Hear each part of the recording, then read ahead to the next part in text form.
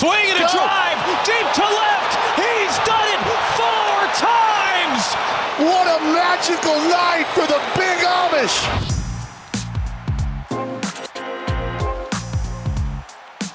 From MLB.com, this is the Morning Lineup Podcast. I'm your host, Mandy Bell.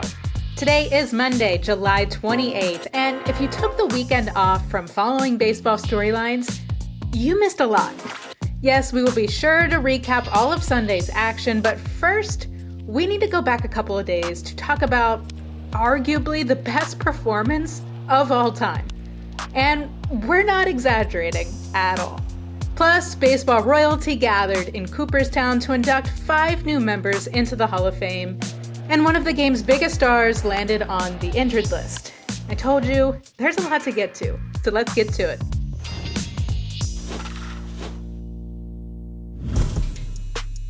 We use hyperbole a lot in sports. Someone made the best catch I've ever seen. It was the best game ever played. Yet tomorrow we say the same thing all over again. It's not actually ever true. Except on Friday, it really was. A's rookie Nick Kurtz put together a performance unlike any other. In 6 trips to the plate, he hit not one. Now he goes inside out, deep to left. 4! Get about that baseball! Not 2. 0-1 in the air to deep left. Houston, you do have a problem. His name is the Big Amish. Not 3. First pitch.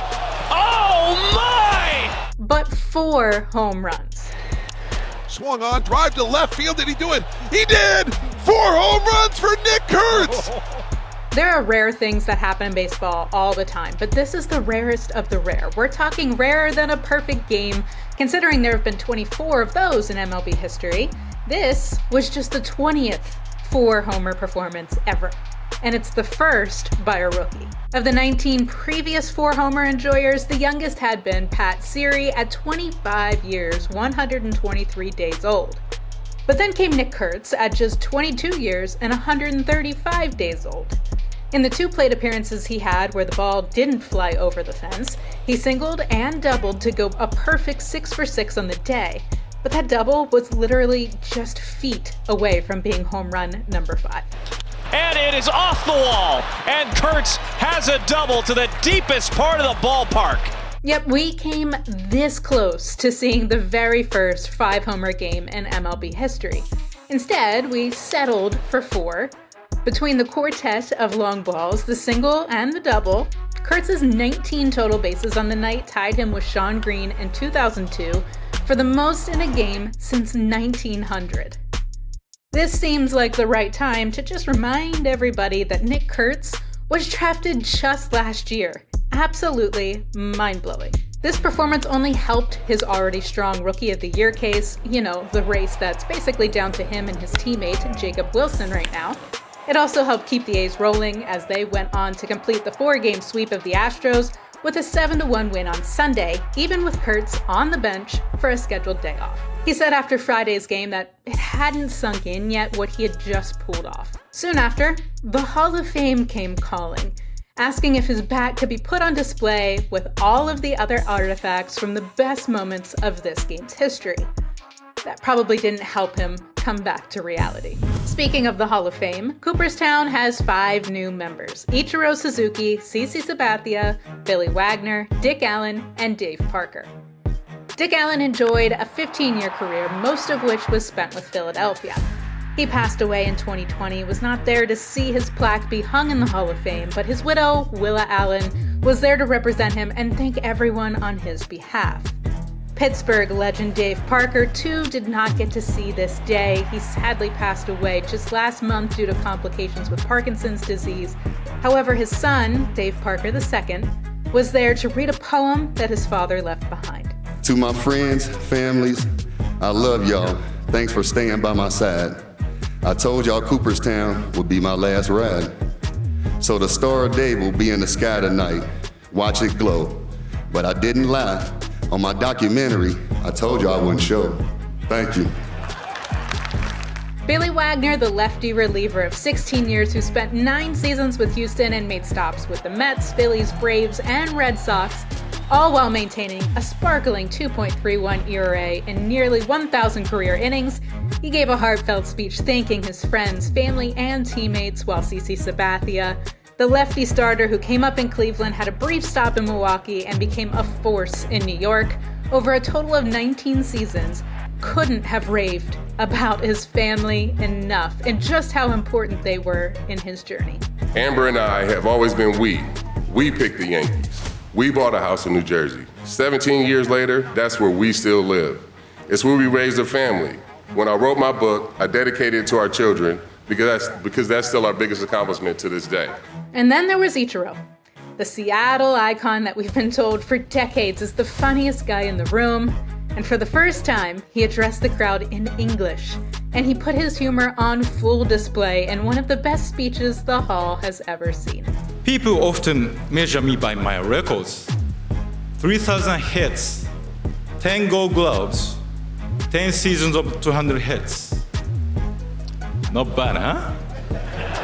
When I showed up at the camp each spring, my arm was already in shape, waiting for Mariners broadcaster Rick Ritz to say, "Holy smoke! A laser beam strike from Ichiro!" Now, one person who is surely on their own fast track to Cooperstown in the future has now found himself on the injured list. More after the break. Some noticed Yankee slugger Aaron Judge wincing after making a throw to the plate on Tuesday against the Blue Jays, but hoped it was nothing. Fly ball right field. On the run is Judge, and he makes the play. Grimacing in pain there. I don't know what's going on, gripping his right hand. Unfortunately for the Yankees, it was the first sign of some troubles to come.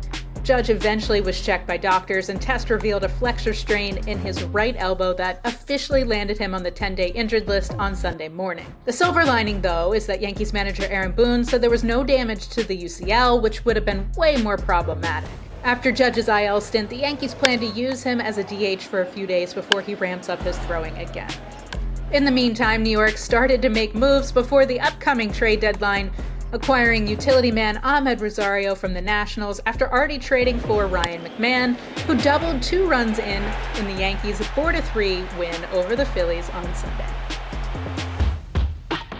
Cal Raleigh became the first player to reach 40 homers on Saturday and added number 41 on Sunday, but it was ultimately Mike Trout who stole the show with a 2-run homer that moved him into the 1,000 RBI club and helped lead the Angels to a 4-1 win over the Mariners on Sunday. Alex Bregman's 5th inning go-ahead homer lifted the Red Sox above the Dodgers 4-3. Just when it looked like the red-hot Marlins were going to win their 5th in a row, the Brewers pulled off a comeback punctuated by a walk-off single by Blake Perkins to give Milwaukee a 3-2 win. The Mets have matched their season-best 7-game winning streak thanks to homers from Ronnie Mauricio and Juan Soto in their 5-3 win over the Giants. The Reds swept the Rays with a 2-1 win on Sunday, and Cincinnati has now won 10 of its last 14 games. It's been a gruesome stretch for the Tigers, but their bats finally came alive, scoring double digits in their 10-4 win over the Blue Jays to snap a 6-game losing skid.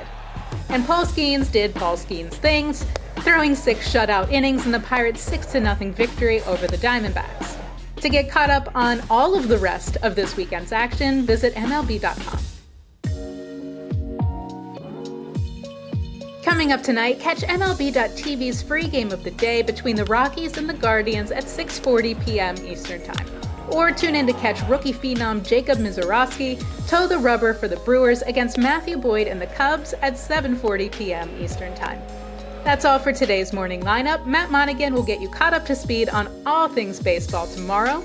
As always, please be sure to give us a rating and a review, and share this episode with the baseball lovers in your life. Thanks for listening and have a great day.